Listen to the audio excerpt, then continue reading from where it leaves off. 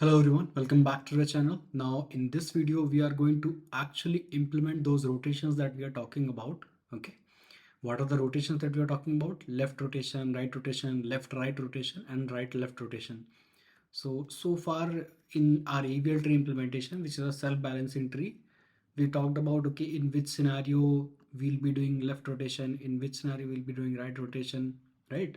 So we are very much aware that what rotation we need to perform in which case. Now this is the time to actually implement those rotations. So all I have done for calculating this height, right? I have extracted it. I have just extracted the same thing in a method, okay? The height calculation logic, okay?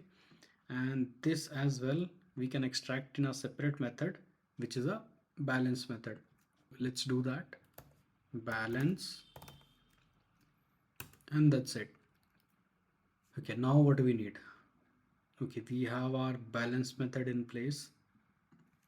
Now let's implement those rotation method first. Okay, so how we are going to do that?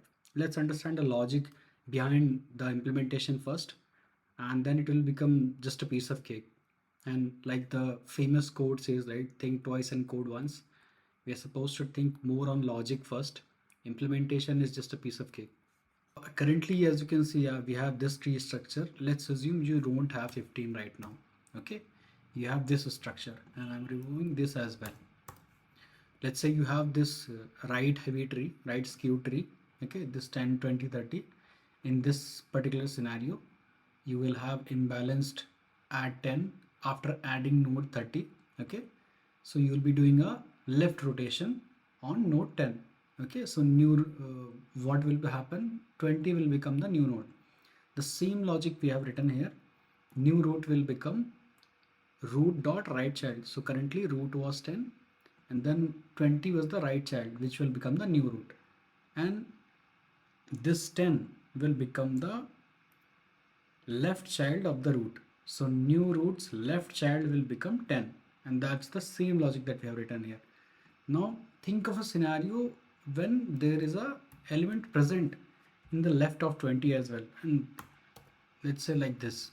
Okay, now this is a scenario which you have to consider, that this also moves to a valid location after we balance it.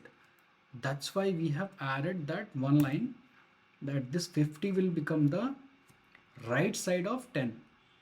So right side of 10 means the root's right child, root dot right child will become new root left child, new root dot left child.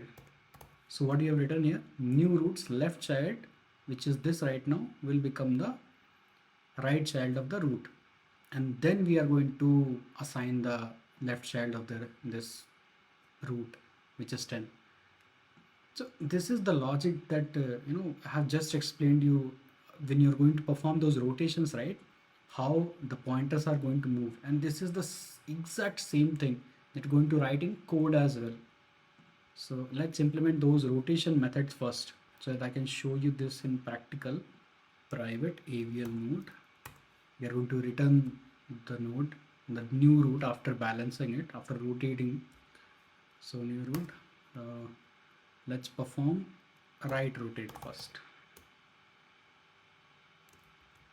or let's perform left rotate.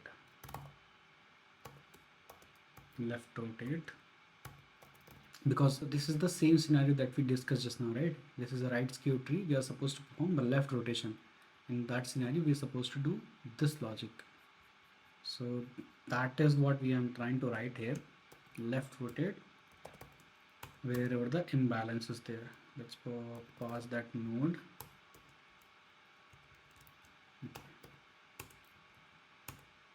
Now what are we supposed to do? First thing, let me copy the those three lines so that I can show you that the logic that we discussed just now, right, is the actual logic that we discussed. It's not just the algorithm. You can use the same thing in implementation as well. I have copy pasted the same thing, right? Now let me show you. So the root's right child will become the new root, right? So not 20 got the position of the new root. Now before we make the left child of the new root the root which is the old root, that is 10, we are making root dot right child is equal to new root dot left child. Now this is a scenario which we discussed if there is an extra element attached to that 20, and that's it. See, you don't even have a single error. I have used exact same logic because if you're clear in terms of logic, right, implementation will not give you any more issues. Now when you're done with this, you have to do one more thing. After balancing, you have rotated, right? So when the elements are rotated, now their height is not the same which was earlier. So you're supposed to update the height of the root and also the new root. Both are supposed to, calculate the new height. And then what you'll do later, return the new root. Simple as that. Now, if you have implemented left rotation, right, in the same way, you can just go ahead and implement the right rotation. Now, I have intentionally copy pasted this method so that I can show you if you have a reverse functionality, right, how you can implement it just by even by copy pasting as well. Okay, so yes, right rotate. What happened? Yeah, so right rotate. So new root will become root dot left child. This will become right, so you can just reverse it left child. You can reverse this as the right child, reverse this as the right child, and that's it. You are done with your right rotate implementation as well. So this is your left rotation and this is your right rotation. Okay, now how you are going to use them in balance method? These are individual implementation that you have done for the rotation. Now you are performing these rotations here in balance method, right? So now is the time to place them here. So let's place them here and assign their correct value. So root dot left child will become left rotate root dot left child, and then you're supposed to perform right rotate on root mode. Same thing we are supposed to do here. Root dot right child will get hold of the value of the right rotate root dot right child, and again here you're supposed to perform the left rotation on root. So left rotate root. Now after rotation you're supposed to return the new root as well. So let's change the implementation of our balance method as well. This will return the new root AVL node. Okay, now let's return the new root here itself. Instead of keeping it separate, I can return it directly. Let's remove these lines. Okay, so now this is our new implementation. Okay, in insert, while insertion itself, we are supposed to understand if your tree is in imbalanced state or not. You're supposed to understand where the imbalance is there, and you're supposed to perform the rotations accordingly. So what you have done, you have done the insertion at the correct location, you have calculated the height, and then you call the balance method to check if the tree is in balanced state or not. After checking if there is anywhere the imbalance is there, you have performed the relevant uh, rotations, and then in the end you're supposed to return the root. Perfect. So this is your implementation. Now is the time to test if the implementation is correct or not. Let's run and see if we are getting any error or our logic that we have implemented is working fine. Okay, so this is a right skew tree as we discussed. So if our implementation is correct, we are supposed to get 20. Okay, I have added 30 in between. Let me make it a right skew tree and run it again. Okay, so now this is a right skew tree. Now we are supposed to get 20 as our new root, 10 as the left child, and 30 as the right child. So let's see that our root is 20, which is perfect. That's what we want. Left should be 10 and right should be 30. Okay, we are getting this hash code. Let me override toString method so that we can see the numbers here itself. Let me override this here. Okay, toString. Okay, so it's supposed to return double code value. Okay, now plus root dot value. Now let me run it again. Okay.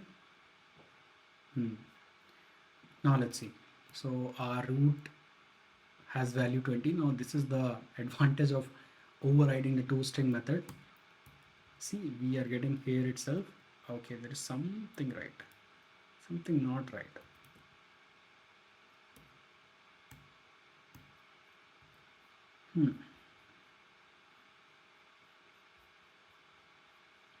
We are getting value 20 here, that is correct, but for left child and right child we are supposed to get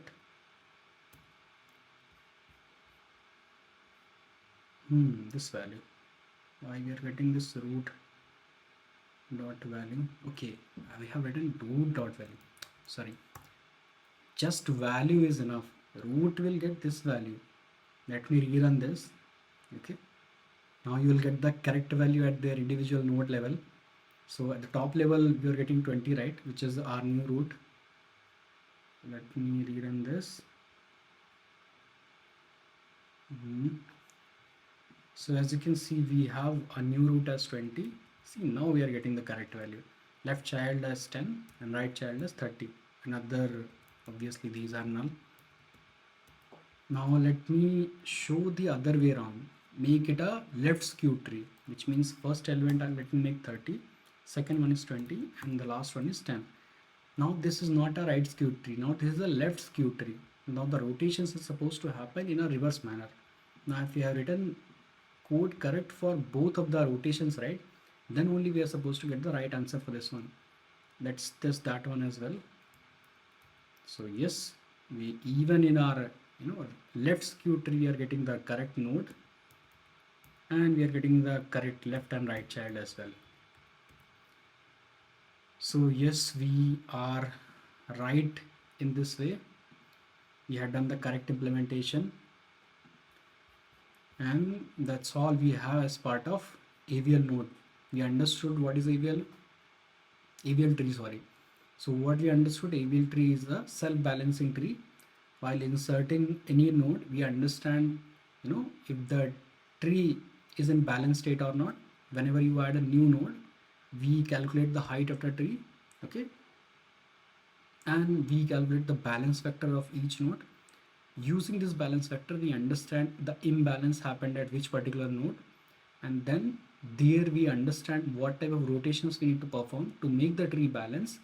Then we perform those rotations, which is either left rotation or right rotation. And once you're done with that, you're supposed to recalculate the height, because now the nodes are in a different place, and then you're returning the new root basically. And that's it. Your tree is in a balanced state, and that's how you implement a self-balancing tree. Now there is one more very popular data structure, that is heap.